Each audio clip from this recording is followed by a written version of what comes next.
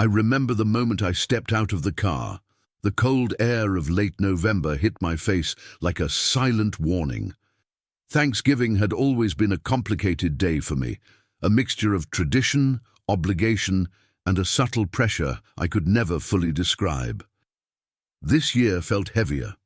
Maybe it was because I had been trying so hard to rebuild my life. Maybe it was because I had spent weeks diving deep into Wallace D. Wattles's writings, especially The Science of Getting Rich, trying to reshape my mind, trying to pull myself out of the same cycle of fear and scarcity I had inherited without realizing it. Or maybe it was because, deep down, I knew that stepping into that house meant stepping into a battlefield disguised as a family gathering. The front door opened before I even knocked. My mother greeted me with a smile too rehearsed, the kind that tries to hide exhaustion. The smell of roasted turkey, cinnamon, and baked sweet potatoes filled the air. Normally it would bring comfort, but today it felt like a curtain hiding unresolved stories, suppressed frustrations, and old wounds. I walked in slowly, carrying the book inside my coat like someone sneaking in contraband. I didn't bring it intentionally to cause anything. I brought it because I needed it. It was my anchor in a place where I often felt like I was sinking. The house was buzzing with voices, cousins talking loudly, uncles debating politics, kids running in circles. But underneath it all, I sensed something else. A tension, a quiet competition, a constant need to prove something.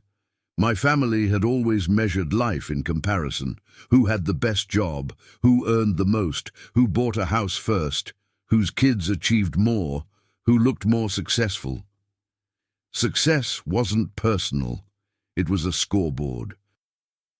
There was no space for creative thought, for peace, for a path of one's own. Everything was about keeping up, outrunning, or beating someone else. I had grown up in that environment without questioning it. Only when I found Wattles did I understand how deeply this mentality had shaped me. I tried to shake off the feeling and approached the dining room. The long wooden table was beautifully set, candles lit, napkins perfectly folded, plates polished. Everyone was already seated except for me, which made every eye turn as I entered. I felt exposed, like an actor arriving late to a performance he never rehearsed for. I took my seat quietly beside my younger sister, who barely acknowledged me. Her attention was glued to her phone, scrolling through pictures of friends who seemed to have lives far more glamorous than ours. Competition disguised as inspiration. I recognized it instantly. I had lived in that mental loop for years. As conversations swirled around me, I kept my hand inside my coat, touching the cover of Wattles's book. It grounded me. I wasn't planning to read it there. I simply needed to know it was close. But the more I listened to the conversations, the criticisms, the subtle jabs, the heavy sighs, the more I felt the urge to escape, not physically, but mentally. Everyone talked over each other, trying to sound more impressive, more informed, more interesting. It was exhausting, like watching people fight for a spotlight that wasn't even there. The blessing was said, plates were filled, and I tried to breathe, tried to blend in, but something inside me kept tightening. The pressure, the noise, the expectations, it all felt too familiar. I leaned back slightly and slipped the book out carefully, hoping no one would notice. Maybe I could hide behind the pages for just a moment. I opened to the chapter I had been reading earlier, the one where Wattles explains the difference between the competitive mind and the creative mind. I stared at the lines I had underlined so many times. The words felt alive, pulsing with truth. You must get rid of the thought of competition. You are to create, not compete. My chest tightened. I read the sentence again slowly, letting it sink in. I knew it. I believed it. But here I was, sitting in the middle of a family shaped entirely by competition. I wondered if they would ever understand what Wattles meant, or if they were too deeply tied to their fears and insecurities to even consider it. I didn't notice my brother watching me. He leaned over, eyebrow raised. "What are you reading now?" His tone wasn't curious. It was mocking, almost irritated. My heart sped up. I closed the book slightly and forced a smile. "Just something that's been helping me lately," I replied. He scoffed loud enough for others to hear. "Another self-help thing? What is it this time?" Eyes turned toward me. My aunt, who always acted like she had the ultimate authority on everyone's life choices, tilted her head. "Oh, let him be," she said. "He's been into that manifestation stuff, right?" Her voice dripped with condescension. She made it sound like I was playing with magic tricks instead of rebuilding my entire mindset. My mother sighed heavily. "Honey, maybe tonight you can just be present?" she said gently, but her words still stung. They didn't understand. They never did. To them, reading about the power of thought, about creative energy, about aligning with the source was foolish, unrealistic, childish even. They believed life was hard, resources limited, success a fight, and failure a curse. That's why they were always exhausted, resentful, and afraid. I felt my pulse thudding in my temples. The room felt smaller. I opened the book again to center myself, but my brother pressed. "Read it then," he challenged. "Read it out loud. Let's see what's so special about it." A wave of discomfort washed over me. The last thing I wanted was to make a scene. But something inside me whispered that maybe this was supposed to happen. Maybe this wasn't a moment to hide. Maybe this was a moment to reveal something. My aunt laughed softly. "Yes, go on, enlighten us." My mother tried to stop them. "Come on, don't tease." But I raised my hand slightly to silence the room. My throat felt tight, but my voice came out steady. "Fine," I said. "I'll read a paragraph." Everyone grew unusually quiet. Even the kids sensed something shifting. I turned back to the page and focused on the words. I began reading aloud. "There is a thinking stuff from which all things are made, and which, in its original state, permeates, penetrates, and fills the interspaces of the universe. A thought in this substance produces the thing that is imaged by the thought." The room froze. Not a single fork moved. The air became heavy, almost electric. I continued. "To think what you want to think is to think truth, regardless of appearances. Every man has the natural and inherent power to think what he wants, but it requires far more effort than to think the thoughts which are suggested by appearances." My voice grew stronger as I read, because I could feel it. Wattles' words were striking nerves. I looked up slowly. My brother's jaw was tight. My aunt's eyes narrowed. My sister finally looked away from her phone. Everyone was listening, not because they respected me, but because something in those words had unsettled them. I went on. "You must never think for a moment that the supply of wealth is limited. The moment you do, you have entered into competition, and from there you will create nothing but struggle." When I stopped reading, the silence was suffocating. It wasn't peaceful. It was charged, like everyone was holding their breath. Then my brother slammed his fork down. "That's bullshit," he snapped, startling everyone. "You think life works like that? You think money just appears if you think the right thoughts?" My stomach twisted. My aunt leaned forward, defensive. "Exactly. This is why people get disappointed, because they believe in fairy tales." I opened my mouth to respond, but my cousin interrupted. "No, wait. He's not wrong." Everyone turned to look at her. She swallowed hard. "I mean, maybe not literally, but don't you think we're all always scared? Like everyone here is constantly trying to prove something." My aunt glared at her. "What are you talking about?" My cousin shrugged with trembling hands. "Come on." You always brag about money, but you're drowning in debt. Everyone knows it. Gasps erupted. My aunt's face went pale. My mother whispered, "Dear God." Then my brother pointed at me. "This is what happens when you bring this crap to the table. You start wars." I felt my heartbeat pounding again, but there was no going back. Wattles's words had ignited something in the room, something raw, buried, dangerous. I didn't know it yet, but this was only the beginning. My brother's words echoed through the room like a blow.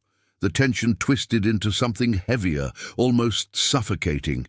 It was as if everyone's hidden frustrations, resentments, and fears had been waiting for a spark, and the pages of Wattles had provided the flame.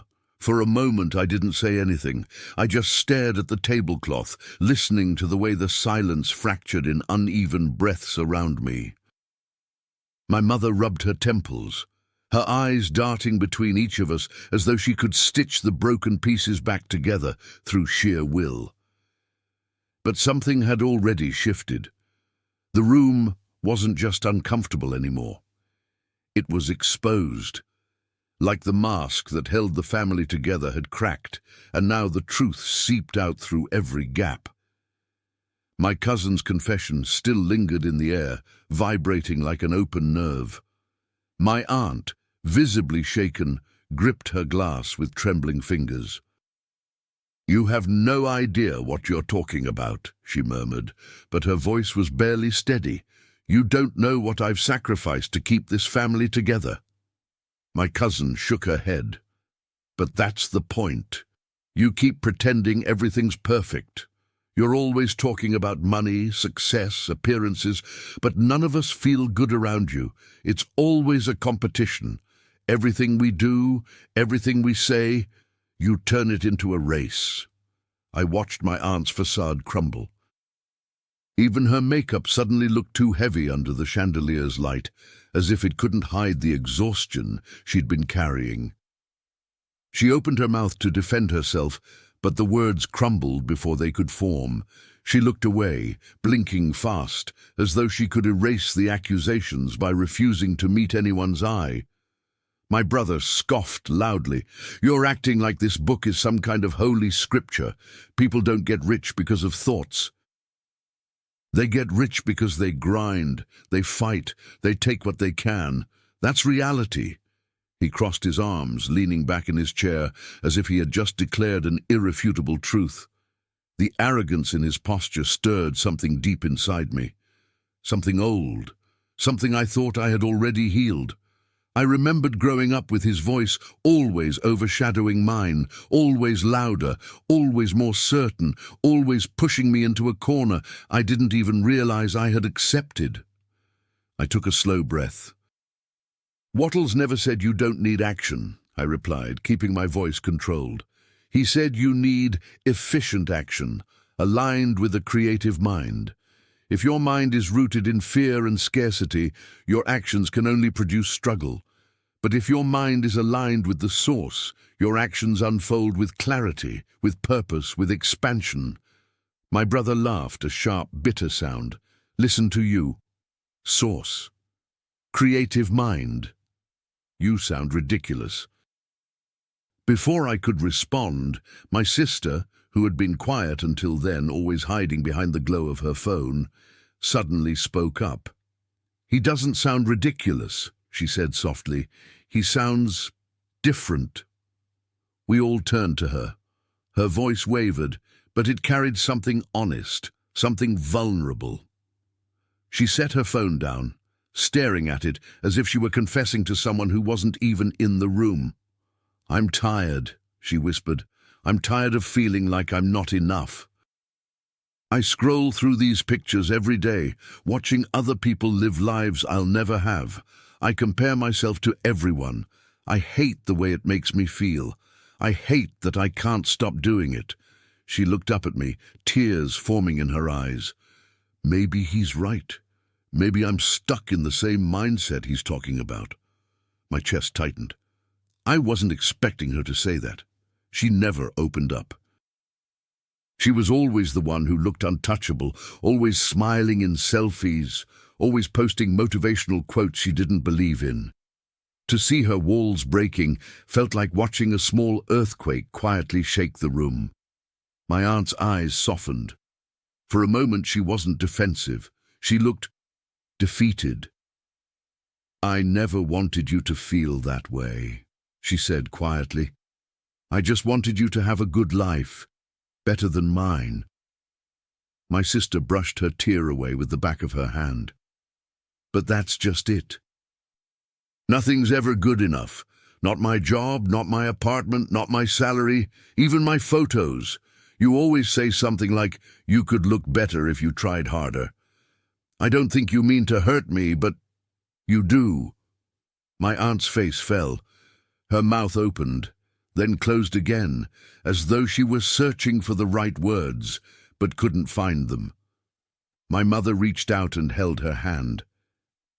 For the first time that evening, my aunt didn't pull away. My brother shook his head, uncomfortable with the emotional shift. "We're not doing this," he muttered. "This is supposed to be Thanksgiving, not therapy."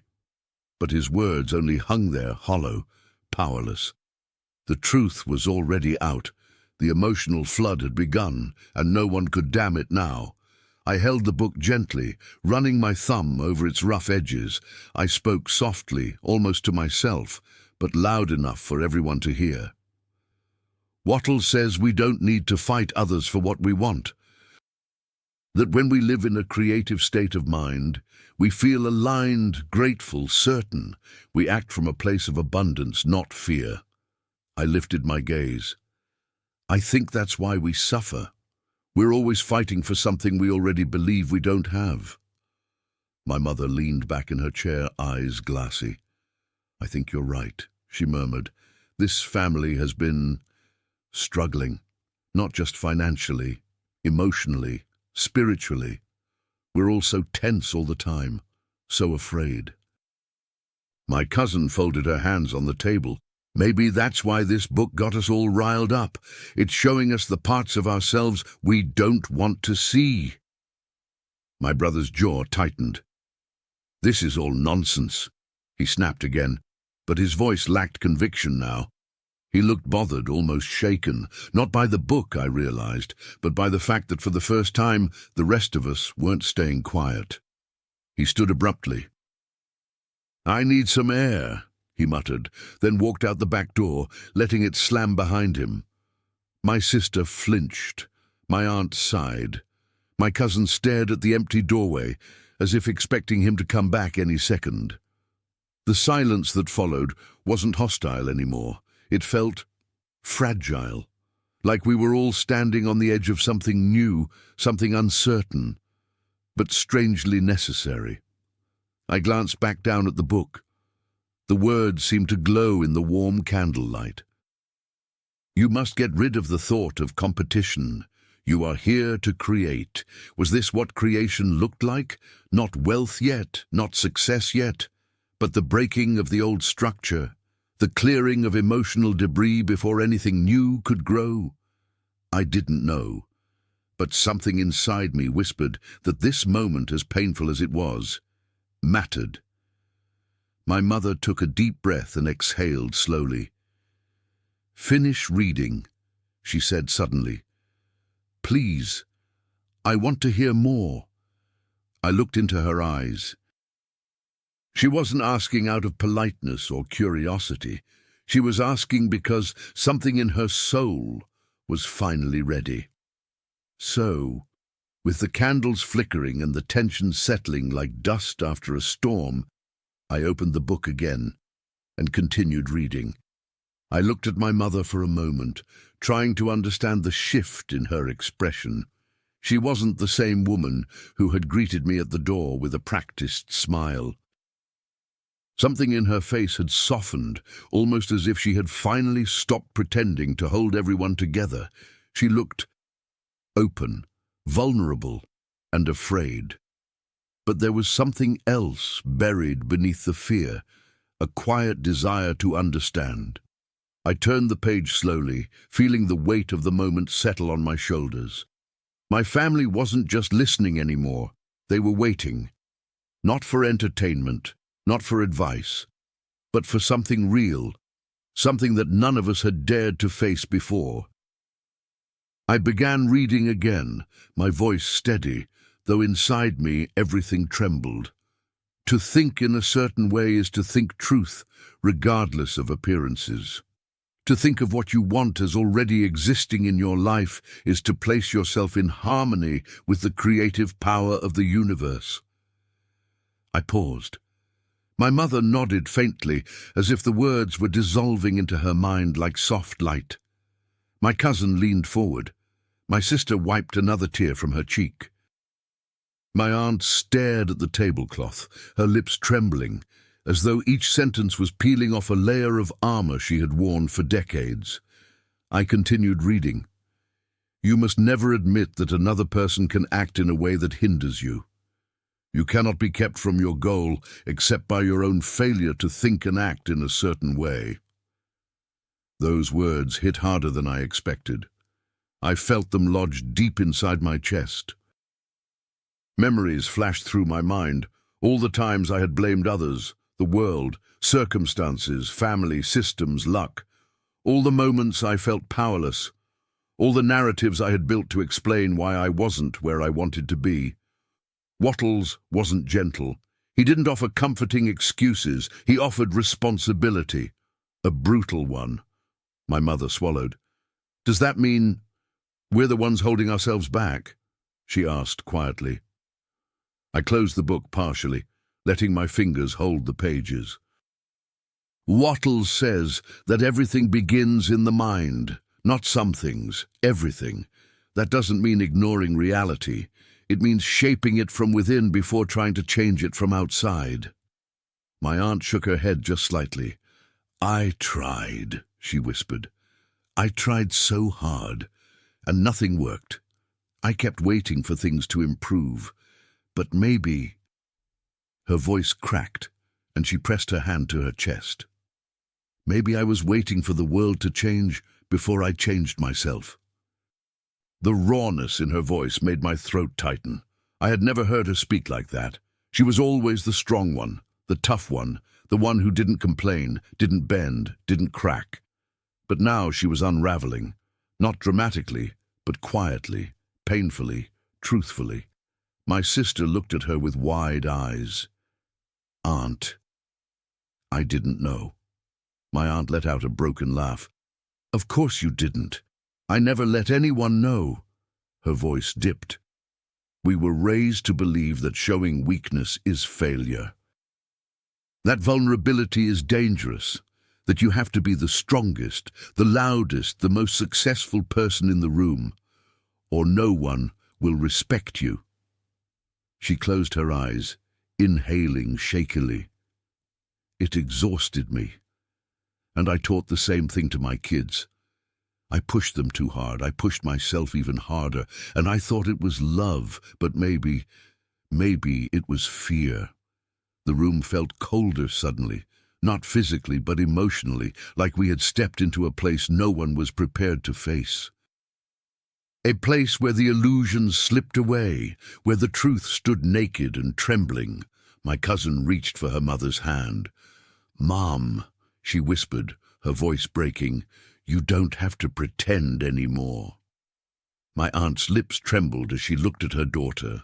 For a moment there was no competition, no judgment, no generational weight crushing them, just two human beings, finally seeing each other.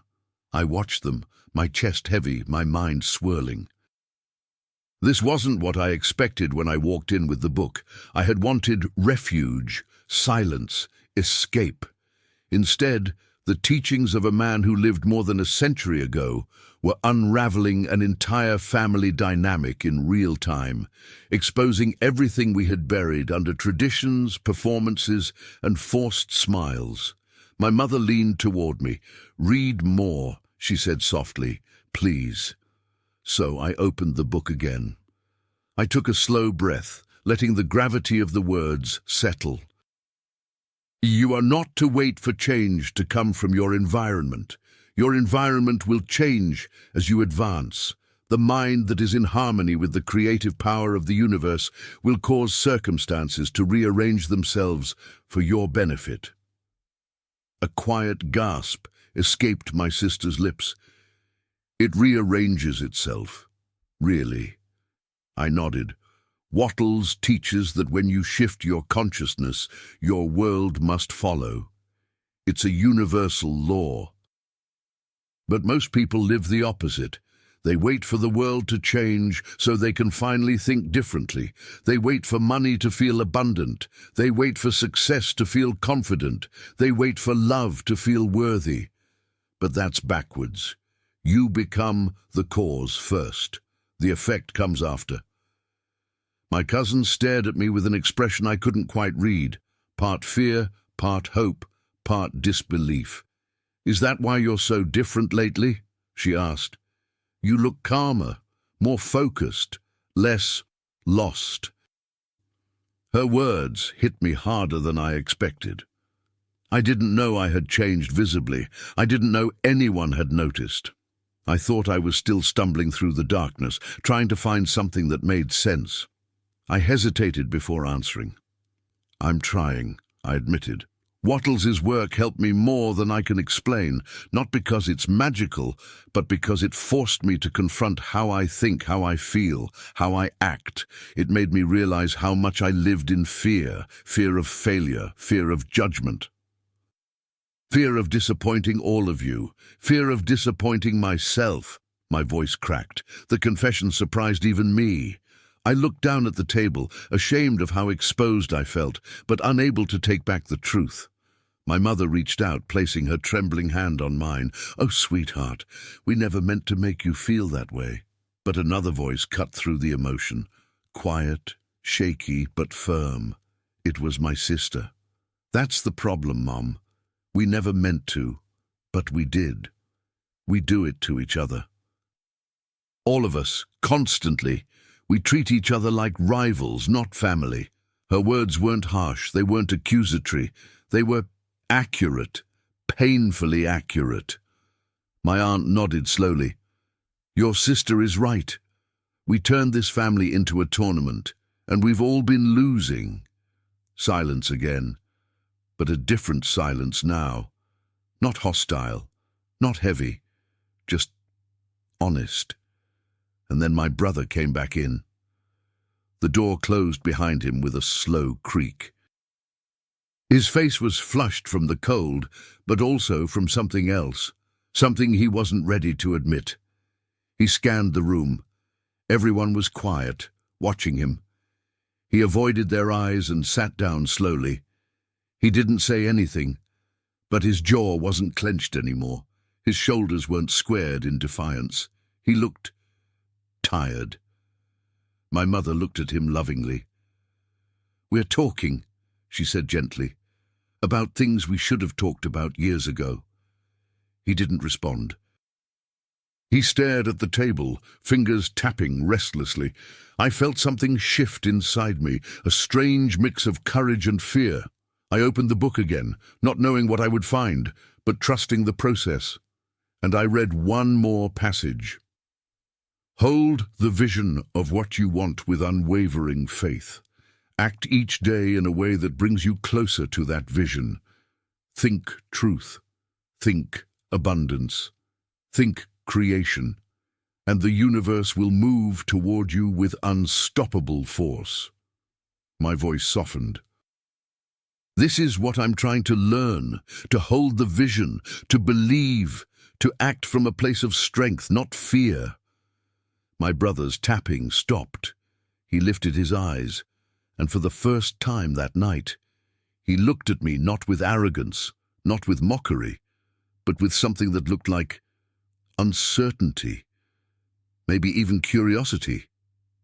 He swallowed hard. "So, what do you see for yourself?" he asked quietly. "What's the vision?" The question caught me off guard. My throat tightened, but I knew the answer. And I knew that saying it out loud would change everything, for me, for them, for all of us.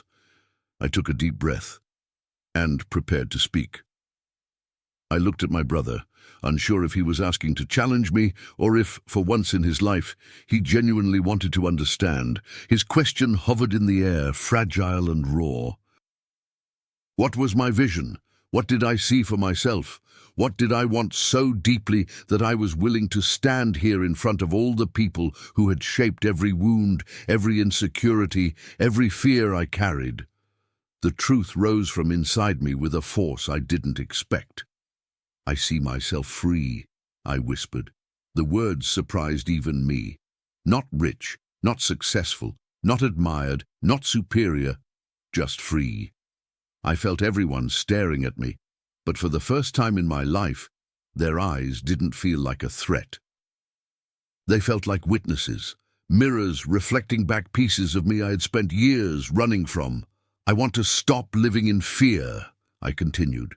"Fear of failure, fear of judgment, fear of disappointing all of you. I want to stop waking up every day feeling like I'm already behind, like life is a race I'm destined to lose." My throat tightened, but I kept going. "Wattles says we're meant to expand, to grow, to create, not to shrink ourselves to fit in, not to fight each other for scraps. I want a life where my mind isn't at war with itself." I exhaled, the weight inside me loosening. "That's my vision. Freedom." My mother closed her eyes, and I saw a tear slip down her cheek. My sister covered her mouth with one hand, as though hearing me speak this truth cracked something open inside her. My cousin nodded slowly, almost reverently.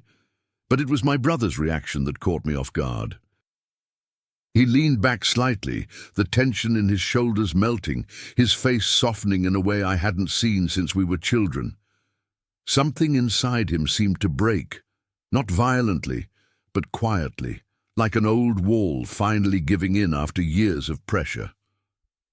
"You're not the only one who feels trapped," he said finally. His voice was faint, stripped of its usual sharpness. "You think I'm confident because I talk loud? Because I act like I know everything? I'm terrified, all the time. I keep pretending I'm strong, so no one notices how afraid I am of failing. I don't sleep at night. I'm drowning and acting like I'm winning." The admission didn't sound like a confession. It sounded like a surrender. My aunt covered her mouth in shock. My mother reached for his arm. My sister let out a quiet sob.